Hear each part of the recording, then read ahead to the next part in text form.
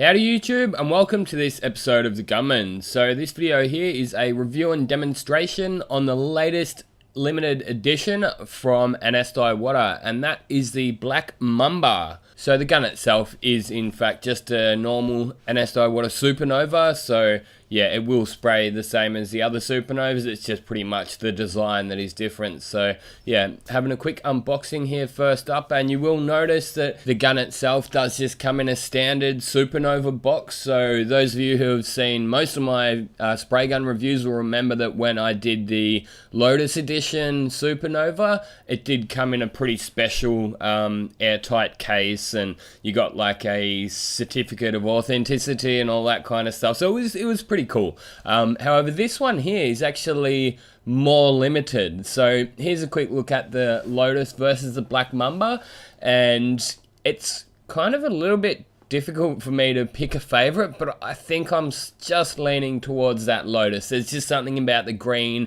with the black highlights and the gold on it too. So yeah, look, this Black Mamba is pretty damn good looking, and one thing I did notice, it's a little bit harder to keep clean. It does stain a little bit easier. I mean, it's something that does wipe off if you give the gun a bit of a wipe with a rag, but a little bit of thinners left on the spray gun itself will stain it more likely than with the Lotus and most of my other guns too. So it's just one of those guns that you just have to sort of polish, not actually polish, but just get a rag and clean it down a bit more fastidiously if you want it to be nice, well presented, if you always want it to look good.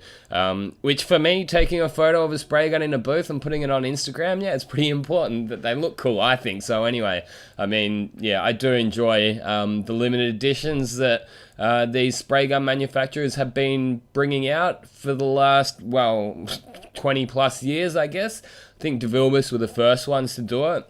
In fact, my very first spray gun was a limited edition. So all of that aside, we're getting some thinners into the gun and just making sure that fan is nice and even, and I'm pretty happy with that. It's not spraying top heavy or bottom heavy, and that's just a little bit of thinners. I guess it also serves the purpose of giving it a little bit of a clean through. There might be some sort of contaminant in there, but I have found that with just about all of the top line spray guns, you know, like DeVilbiss, Sada, Iwata, even Skola, all of those kind of brands, you actually don't even need to clean them out before you use them, because they don't use oils and stuff in their spray guns, because they know that the components that they use on their guns are good enough and they're well built enough that they're just not going to rust. You know, you could leave that gun in water probably for a long time and it just wouldn't rust. So going by Spray Guns Direct website, which is where I did get this gun, these guns are only available in 1.3. So you do have the WS or the LS. So with the Supernovas, the WS is the conventional spray gun, and the LS is their HVLP version, which is the one that I got this time. So I did that because I already had the WS in the Lotus edition. So I absolutely love that gun. I do love that WS, but I found it uses a little bit more clear. So for a daily refinisher like myself, who sprays lots of panels on the daily, you know, I find I don't use that WS because it's just that extra 20 or so mils per panel it uses that does actually add up to quite a lot bigger picture, you know, like say over a week, over a year, that's going to make, well, over a year, it's going to make the difference in quite a few cans of clear, which aren't cheap. So that's why I don't use it. I mean, I do break it out probably once every couple of weeks and have a bit of fun with it, but this gun here is, as I said, is the LS, so it's a HVLP. You may have noticed I gave you a quick look at the air cap compared to the WS at the very start. So yeah, if you missed that, you might want to go back to a bit of a comparison, and I might even post a photo on my Instagram page if enough people would like a closer look at the comparison of the air caps. But yeah, as usual, the main difference is that the HVLP has larger air holes on the air cap itself. But the practical difference as far as being in the booth, what does it mean? So it usually means that you're going to use a little bit less paint. That's the basic rule for HVLP. They do use a little bit less paint, and I guess it's a little bit more pronounced with this gun. So with the Supernova, with my Pro Lights, I found honestly that their HVLP compared to their TE20 is so minimal that it's just about non-existent.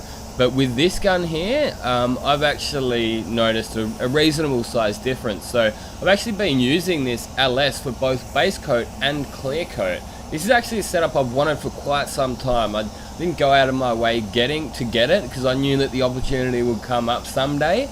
And this is the day. Now I'm extremely glad I did get this setup, because I'm just blown away at how it sprays both base coats and clear coats. So you probably noticed that I was playing around with the air settings on this job here. So this was actually the very first time I sprayed with this gun. This was the first time I ever used it. So I actually started at 2 bar. Turns out 2 bar was too much pressure. I mean, you can still spray out 2 bar, which is 29 PSI for my American friends. But yeah, I found that 2 bar was just a little bit too much. You really only need the 26 PSI, which it actually says on the air cap anyway. So that's your inlet pressure. So 26 at the inlet will be 10 PSI at the cap. And when I do use it for clear coat, I will bump that right back up to 2 bar. Because I guess you just want that clear coat to lay on a little bit smoother. You don't want too low of a pressure when you are spraying clear coat. To replicate those factory finishes. So I've got a little story for you here, guys. It's no secret to this channel that I am a bit of a fan of good value products and tools and stuff like that, and if I can save a few bucks on something, hell yeah, I'm going to. And yeah, the FLG5 or the DeVilbiss SGK is a bit of a favorite of mine. You know, it's like around the 200 Australian dollar mark. You know, to me that's great value, and the gun does spray pretty damn well. So I had a guy leave a comment saying, man, I've been using the FLG5 and I get a bit of mottle with it every now and then. I'm spraying a silver bonnet and I'm just really struggling with it.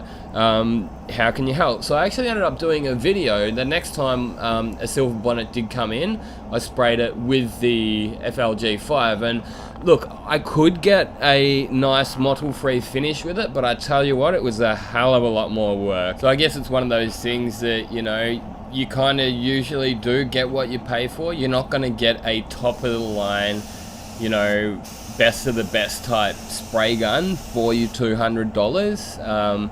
And I have found that's pretty much the entry level for anything that's half decent. You know, your 200 Aussie dollars, you're not going to get anything that's going to last and that sprays even half decently. I mean, you might get one that sprays okay, but then they just won't last, those ultra cheap spray guns. So I have found that's pretty much your entry level. And look, for, you know, for what you get, for what you pay for with that $200 gun, I think you get good value. You know, it's going to last a fair while, but it does have its Achilles heel, which is the light metallic. So yeah, it's one of those things that if you're in the trade, I could actually recommend one of these. I personally wouldn't spend anything over, I don't know, I've been asking myself, doing a bit of soul searching, what is the top dollar I personally would pay? Like, I'll tell you guys now, I'm a bit of a tight ass, right?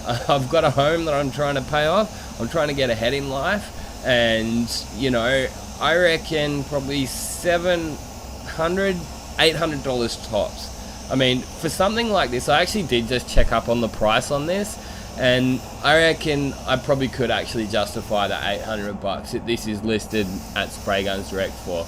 I think it was listed there for less than that, but by the time you put your taxes on top, it's around the 800 Australian dollars. So I don't know what that is currently in US, but it's probably around 650, 700.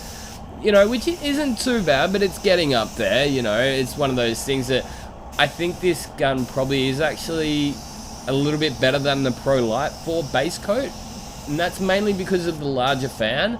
I would say it's on par with the DV1. I honestly haven't had enough experience with this gun to give it like a final grading on whether or not I do think it's better than the DV1 for base coats. But that is another thing that I would recommend. go over and subscribe to my second channel, the Gunman Raw. And what I'll basically do in those videos is I'll be talking to you live as I'm spraying, and I'll include as much information as I can. So I do highly recommend that. Go over and check out my second channel, and that video I was talking about before with FLG5, that one's going to be uploaded soon. And also, yeah, lots more videos using this for both base coat and clear coat. So as I say, look, if you're just going to get it for a dedicated clear gun, I'd say value for money, you'd go the Pro Light, you know. At the end of the day, it's capable of just as good of finishes as the Pro Light, yet it's a couple of $100 more expensive. But if you wanted it as a all-rounder or a base coat gun, that's probably what I'd recommend it as. But again, it's one of those things, if you're like a weekend warrior and you're spraying at home and stuff like that, it's a bit of a push, you know. You're just not going to get the value for money out of a top of the line spray gun. It's us guys that spray every single day that really put these guns through their paces, that need a gun that's going to be reliable and it's going to last for years, you know. And when you are spending $800, you'd want that gun to last for at least 4 to 5 years, you know, until the fan does start sort of going a bit bottom heavy or top heavy or whatever, because you dropped it or you knocked that fluid tip or the air cap a little bit. But yeah, that's pretty much my verdict. At the moment, I'm sort of like struck between, do I use it for base coat or do I use it for clear? But it's kind of too good for base coat not to use it for base coat. So that's actually what I've been using it for mainly. Now, as I said, this was the very first job I sprayed. However, I have used it more than just this job. I usually try to use the gun at least a few times before I make a review on it. Hope you enjoyed watching this video. If you did, leave a like, subscribe, comment, let us know what you thought. Again, I'd like to say big thanks to Spray Guns Direct for sending this spray gun out. Now you've seen this video, get out there and paint some shit. Gunman out.